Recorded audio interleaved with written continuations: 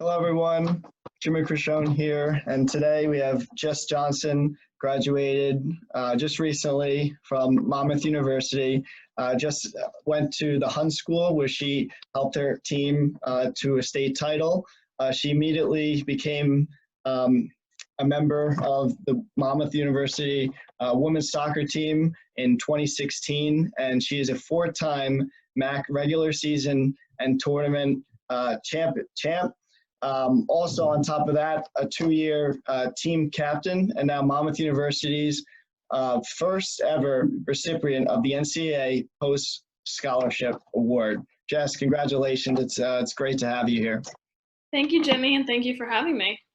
Of course. So, I'm excited to interview and ask questions about high school and the recruiting process. So, my first question is, what advice can you give to a high school athlete who is trying to compete at the Division I level, and how can they get on a Division I coach's radar? Yeah, so I'll start with the second half of the question. But the biggest way to get on a coach's radar is once you can, which I think is junior year. I'm not sure if it's beginning of senior year now with all the changes they've made, but email coaches, let them know when you're playing, where you're playing, who you're playing.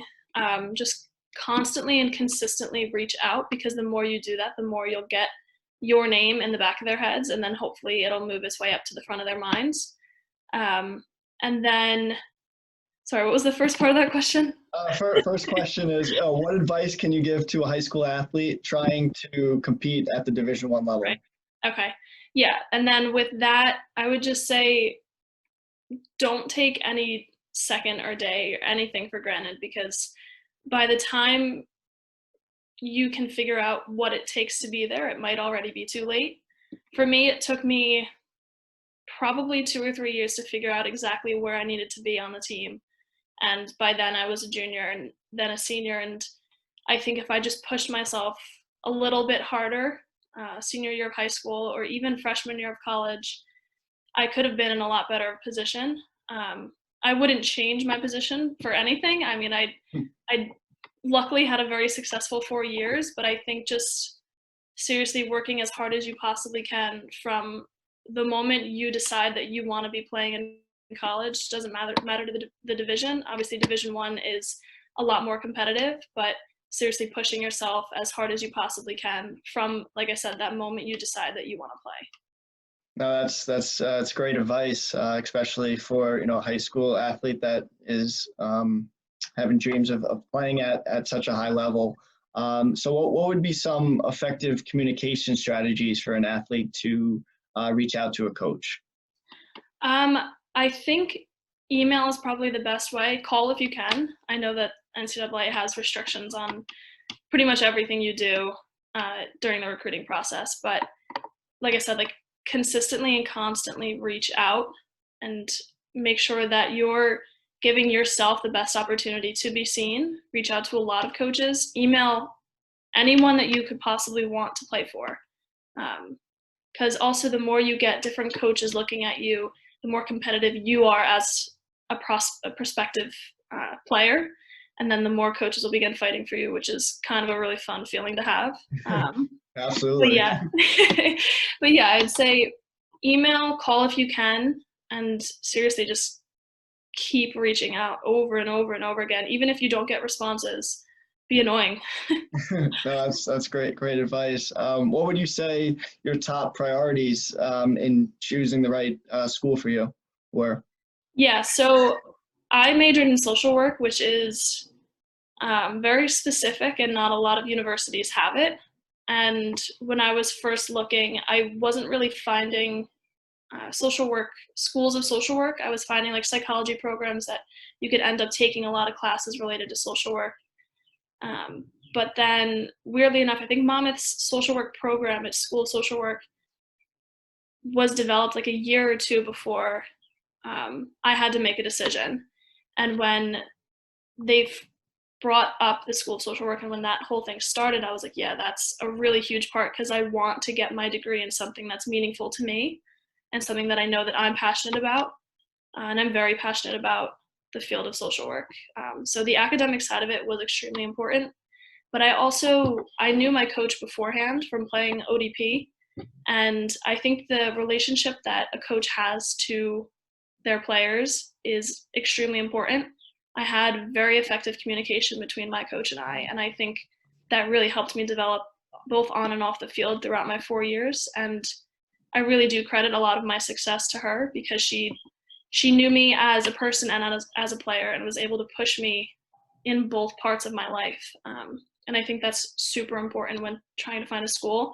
I know a lot of coaches say don't choose a school because of the coach, because coaches can change. But I do think it's a big part of it, because I know girls that have gone to play and their coach changed, and it changed their entire experience at the university. But definitely academics, and it really was my relationship that I had already had in place with my coach. Yeah, that's great advice. Especially communication is key, and the fact that you knew your coach coming in and just really building that bond and putting together a fantastic 4 years. Especially being a captain twice, so junior and senior year. So being a captain, did that interfere with your friendships on the team? And then how would you handle this?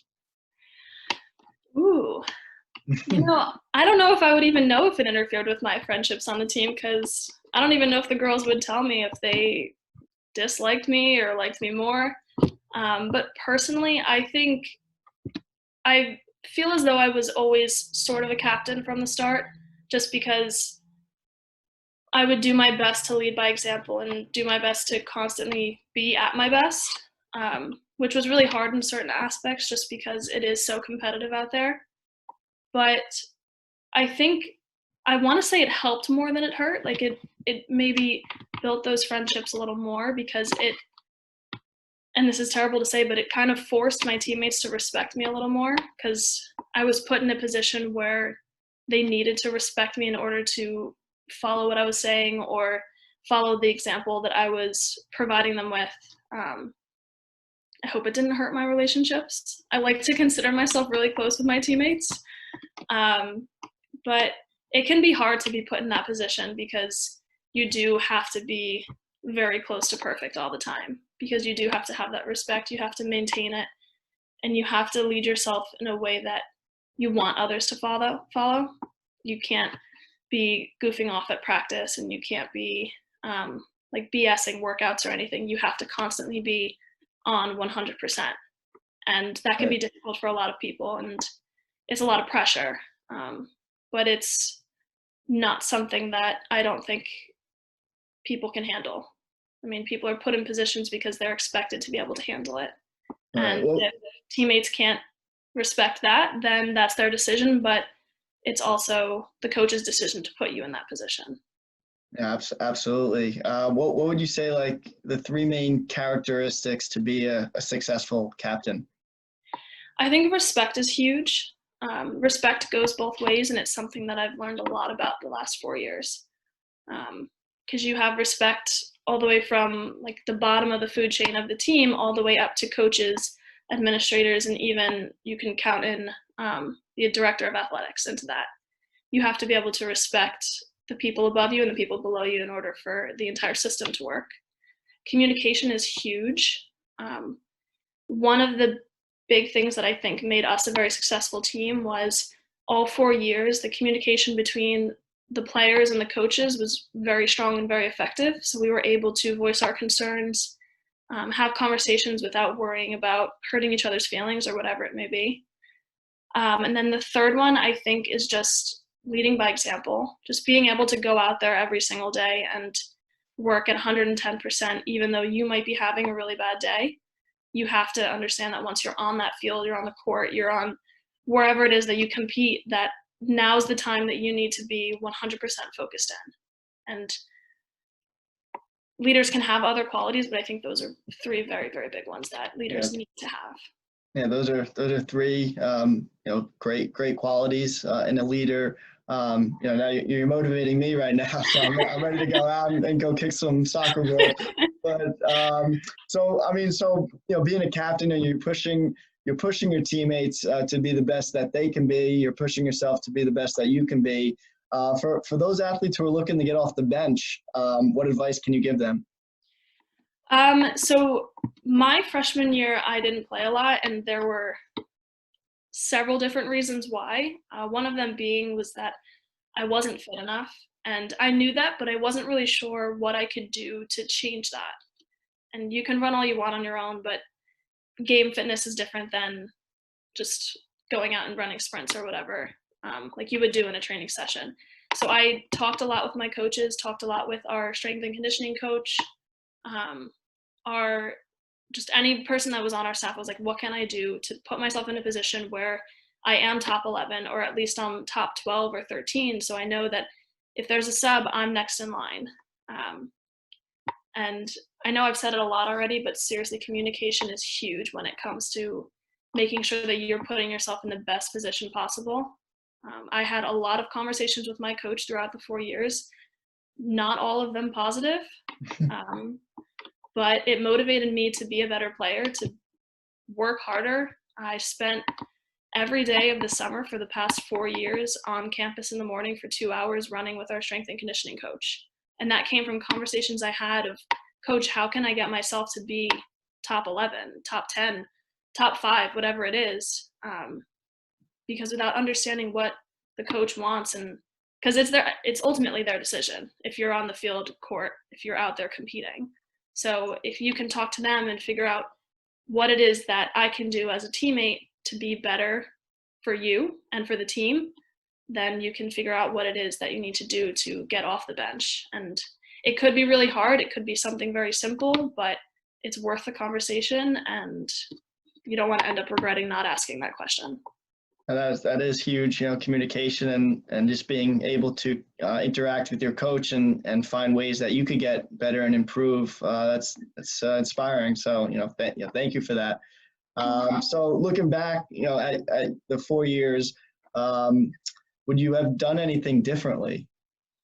Oh yeah.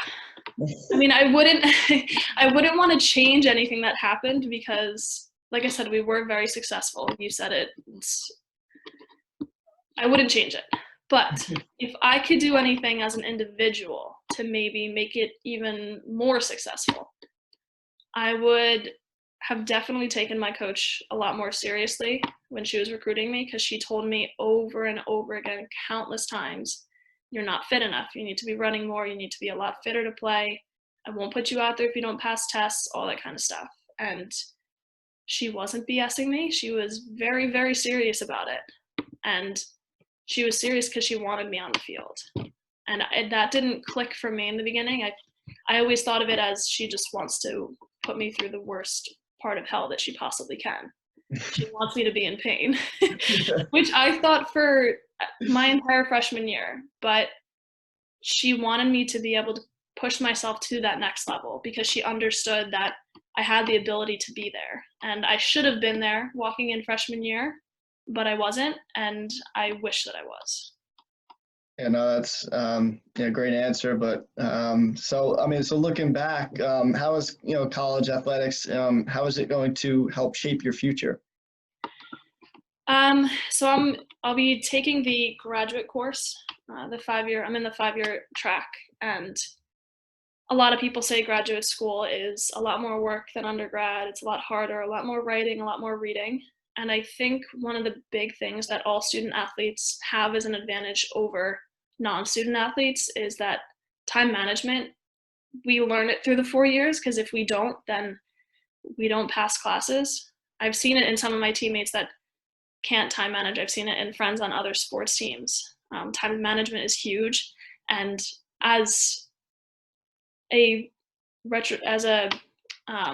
recruit, people tell you that all the time, and you don't think of it. You're like, that's stupid. Why do I need to, I know how to time manage. I've been doing sports throughout high school, but it's so different because you're on campus now. You have so many more distractions, so many other things that you'd rather be doing.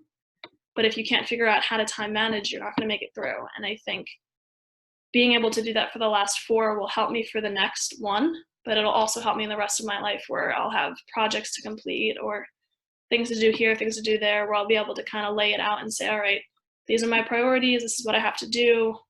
And then I think if you can figure that out, you'll be so much more successful in life. And ready for whatever it's going to throw at you. Absolutely. That's great advice. Time management is key. Especially you're traveling, you're on the road, and you have deadlines to meet as far as academics are concerned. But those are all skills that you've gained through college. So that's great. And then so we end every interview with just a few questions, just relating. What would be your pregame meal? Ooh, pregame meals are tough. And it's funny you asked that because we used to get Jersey Mike's before games all the time. It was fine. I was like, I'll just get like a regular Italian sub. It's got my protein. It's got like everything that I need before a game, right? Right. But then we had, and I don't remember what game it was, but we went out one game and we all played terrible.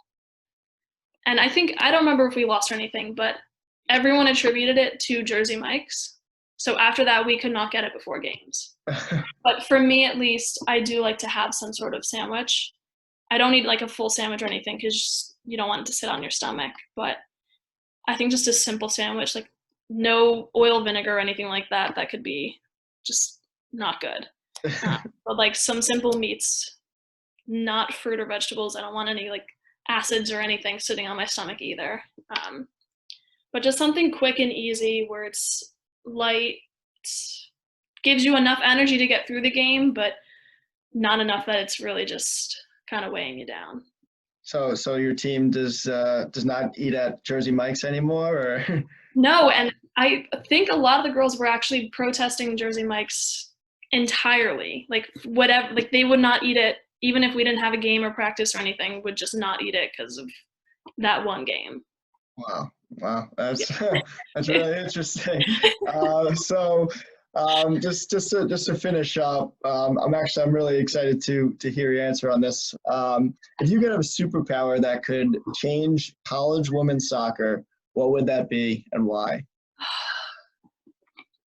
Oh my goodness.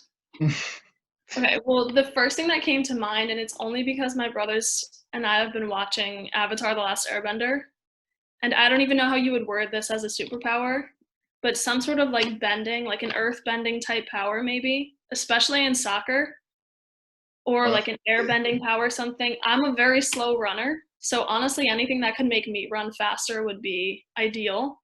But I think also if I had some sort of earth bending skills, I could change the game completely. Maybe bend the soccer ball like a certain way or a curve. So exactly. Yeah, you have to teach me how to curve the ball. I'm still working on like my chip shots and trying to place it, but I definitely need work with that. All right. Jess, yeah, I appreciate you having on. Jess, I appreciate you on here with LRT Sports. It's been a pleasure getting to listen to all your great responses. Thank you again for your time. Thank you, Jimmy.